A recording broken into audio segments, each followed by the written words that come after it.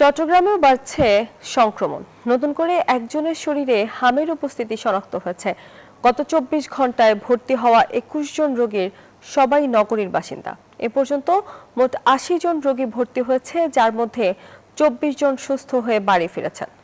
আরও ২৩টি নমুনা পরীক্ষার জন্য পাঠানো হয়েছে বলে জানিয়েছেন সিভিল সার্জন।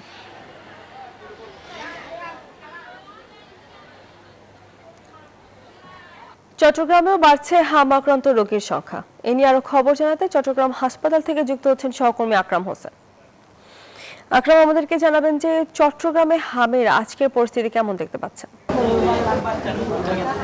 তমা, চট্টগ্রামে কিন্তু হামের প্রাদুর্ভাব দিন দিন বেড়েই চলছে। হামাক্রান্ত শিশুদের সংখ্যা, রোগীর সংখ্যাও বাড়ছে। আমরা আজকে সকাল থেকে চট্টগ্রামের সরকারি এবং বেসরকারি হাসপাতালগুলো ঘুরে দেখেছি এবং সেখানকার শিশু ওয়ার্ডগুলো ঘুরে দেখেছি।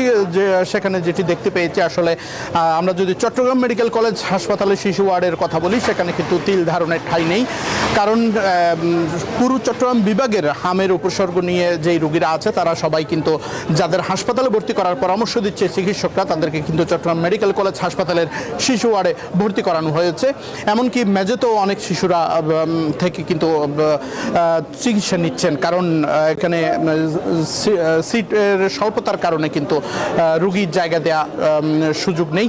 এবং একই সাথে চট্টগ্রাম মেডিকেল কলেজে কিন্তু আলাদাভাবে হাম ইউনিট খোলা হয়েছে, যাতে হামাক্রান্ত রোগীদের বিশেষ ব্যবস্থার মাধ্যমে চিকিৎসা প্রদান করা হয়। এবং চিকিৎসকদের পক্ষ থেকে কিন্তু সর্বোচ্চ চেষ্টা চালিয়ে যাচ্ছে হামাক্রান্ত রোগীদের সর্বোচ্চ চিকিৎসা দিয়ে সুস্থ করার জন্য। ইতিমধ্যে অনেক রোগী চিকিৎসা নিয়ে ভালো হয়েছেন এবং তারা ঘরে ফিরে গেছেন। একই সাথে আমরা যদি চট্টগ্রাম বিভাগের কথা বলতে চাই, চট্টগ্রাম বিভাগের বর্তমান যেই অবস্থা, আমরা আজকে বিভাগীয় স্বাস্থ্য পরিচালকের সাথে কথা বলেছি। তিনি আমাদেরকে যেটি জানিয়েছেন, আগামী ২০ তারিখ থেকে কিন্তু পুরো বিশেষ টিকাদান ক্যাম্পেইন চালু হবে। যেই ক্যাম্পেইনের মাধ্যমে কিন্তু চট্টগ্রাম বিভাগের প্রতিটি উপজেলার প্রায় ৪৩ লাখ শিশুকে টিকার আওতায় আনা হবে বলে আমাদেরকে জানিয়েছেন। তিনি আমাদেরকে বলেছেন টিকার কোনো সংকট নেই, ৩ লাখ ডোজ টিকা জমা আছে এবং প্রতিদিন ৮০,০০০ শিশুকে টিকা দেওয়ার লক্ষ্যমাত্রা নিয়ে তারা এগিয়ে যাচ্ছেন। এবং আমরা তার কাছ থেকে জানতে চাইছিলাম আসলে স্বাস্থ্য কর্মীদের নিয়ে কোনো সংকট আছে কিনা। তিনি আমাদেরকে বলেছেন যে যতটুকু স্বাস্থ্যকর্মী আছে তাদেরকে নিয়ে বর্তমান পরিস্থিতি মোকাবেলার জন্য তারা প্রস্তুত আছেন বলে আমাদেরকে জানিয়েছেন। এখন পর্যন্ত চট্টগ্রাম মেডিকেল কলেজ থেকে আমার কাছে ছিল সর্বশেষ অবস্থা। আমরা এখন যাবো স্টুডিওতে। তমা। আকরাম, ধন্যবাদ আপনাকে।